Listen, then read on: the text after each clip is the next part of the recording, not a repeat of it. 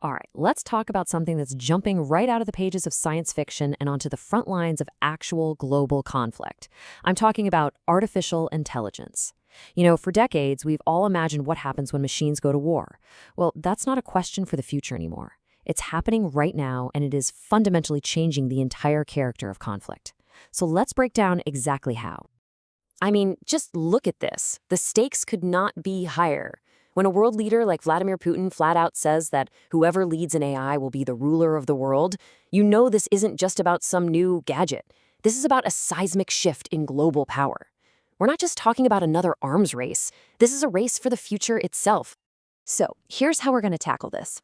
We'll look at it in four key parts: the new arms race, the reality of war at machine speed, what the automated frontline looks like for soldiers, and finally, the human dilemma at the very heart of all of this. Okay, first up, let's dive into this new kind of arms race.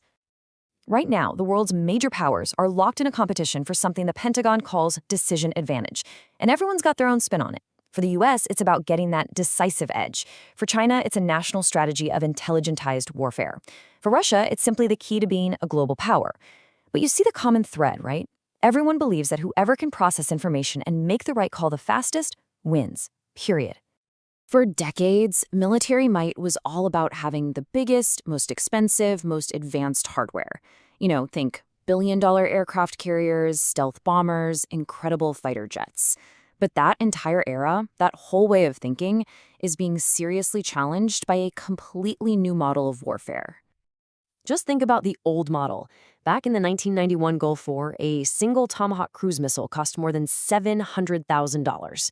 These smart weapons were incredibly good at what they did, sure, but they made up only 8% of all the munitions used, while accounting for a whopping 84% of the total cost.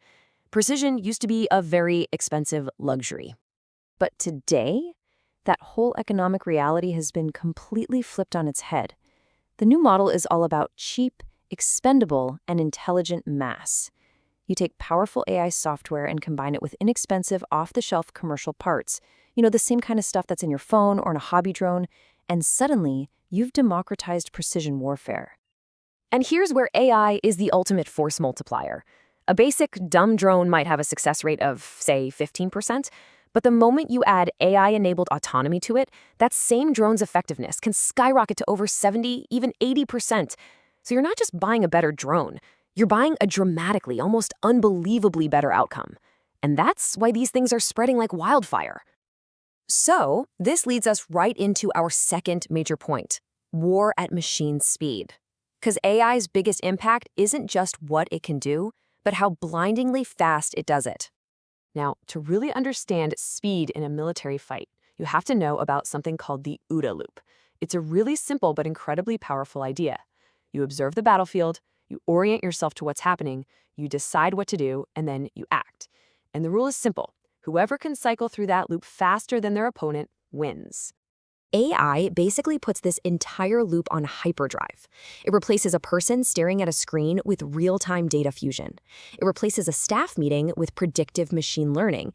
And it replaces a commander weighing a few options with an AI that can simulate thousands of them in a split second. And the final step? Instant automated action. It creates what people are now calling a super OODA loop. And it is an absolute game changer.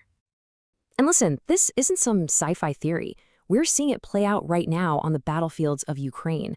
The whole process of finding a target and then destroying it, that's called the kill chain. It used to take hours, sometimes even days. Now, with drones feeding real-time data and AI helping to process it, that whole cycle has been crushed down to just a few minutes. So, okay, what does all this machine speed warfare actually look like for the soldiers, the people actually on the automated front line?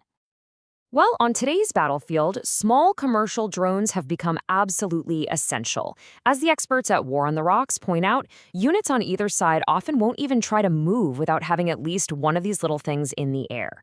It's not a fancy, high-tech accessory anymore. It's as fundamental as a rifle or a radio. And these drones are like the ultimate battlefield multi-tool. I mean, one single drone can give you a bird's-eye view to scout out an enemy position, instantly beam its GPS coordinates to your artillery, and then turn into a kamikaze weapon itself, slamming right into the target. It's the entire kill chain all wrapped up in one small, cheap package. This creates a massive problem. Just think about it for a second. If the sky is always watching, filled with sensors that can spot any movement, day or night, how do you possibly survive, let alone fight effectively? The answer, and this is the crazy part, is that soldiers are going back to some of the oldest tactics in the book. To survive this all-seeing AI eye, you have to disperse your forces. You have to become a master of camouflage. You have to use electronic warfare to jam and blind the enemy's sensors. And in a really wild twist, 21st century soldiers are digging trenches, just like their great-grandfathers did over a century ago, all to survive the threat from above. And that brings us to our final, and maybe the most important section, the human dilemma. Because underneath all the tech and all the tactics, there are these huge, profound questions about ethics, about control, and about the future of humanity's role in war. The central debate is really a fascinating one. On one hand, you have people arguing that AI could actually be ethically preferable to a human soldier. I mean, a machine isn't driven by fear or anger or revenge. It can be more precise, which could mean less collateral damage. But on the other side of the coin, you have critics warning about digital dehumanization, where people are just reduced to data points for an algorithm to sort. A machine, they argue, has no human judgment, no empathy, and it can't possibly comprehend the value of the life it's about to take. And this brings up a huge legal and moral problem, the accountability gap. If an autonomous weapon makes a mistake, let's say it misidentifies a school bus as a tank, who is responsible? Is it the commander who sent it out, the programmer who wrote the targeting code, the company that built the hardware? Right now, there are no easy answers. So, what's the path forward? Well, the focus seems to be landing on a few key goals. First, at the human level, it's about preserving what's called meaningful human control and really training soldiers for this new world of human-machine teaming. Then, at the technical level, it's about building resilience, making these systems incredibly hard to hack or to fool.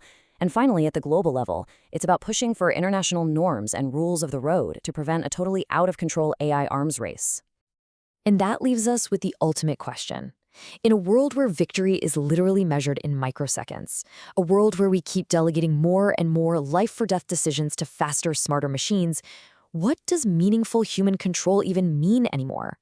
That is the single biggest challenge that will define the entire future of warfare.